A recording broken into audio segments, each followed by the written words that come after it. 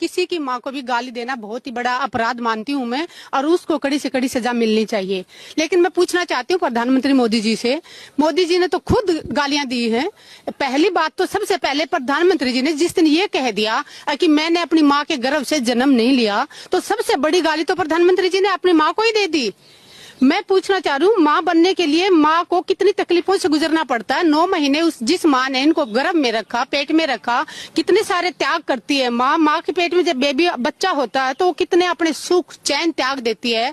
जो चीज बच्चे के लिए सही नहीं वो खाना त्याग देती है, अपने आयशो आराम त्याग देती है। उसके बाद 1 मिनट लगी प्रधानमंत्री जी को ये कहते हुए कि मैं मेरी माँ के गर्भ से पैदा नहीं हुआ। तो सबसे बड़ी गाली तो माँ को वही होगी जिस माँ ने उनको जन्म दिया, पाला पोसा, उसी माँ को ये अपमान कर रहे हैं। और दूसरा मैं कहना चाहूंगी कि दूसरी पार्टियों की महिलाओं के लिए कभी बोलते हैं कि ये विदेशी अमेरिका वो विदेशी गाय है, कभी बोलते हैं कि कांग्रेस की विधवा है। क्या वो औरत किसी की माँ नहीं थी?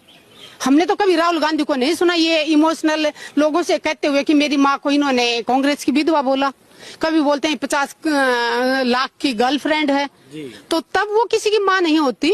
और दूसरी बात, ये सिर्फ बिहार की महिलाओं की बात कैसे आ गई? प्रधानमंत्री जी से पूछना चाह रही हूँ, अगर मणिपुर के अंदर बेटियों को निवस्त्र करके नंगा घुमाया गया था, उस टाइम पूरे देश की बेटियों का अपमान नहीं हुआ था? वहाँ पे बीजेपी सरकार थी, तब प्रधानमंत्री जी कहाँ गए हुए थे? तब क्या प्रधानमंत्री जी को मणिपुर की न्यूज दिखाई नहीं जाती? तो इनके प्रवक्ता की बात कर लें आप, टीवी पे आके दूसरे प्रवक्ताओं को, दूसरी पार्टी के विपक्ष प्रवक्ताओं को इतनी गंदी गालियां देते हैं उनकी माँ को, तब कोई नहीं बोलता, ये लोग चुप होते हैं।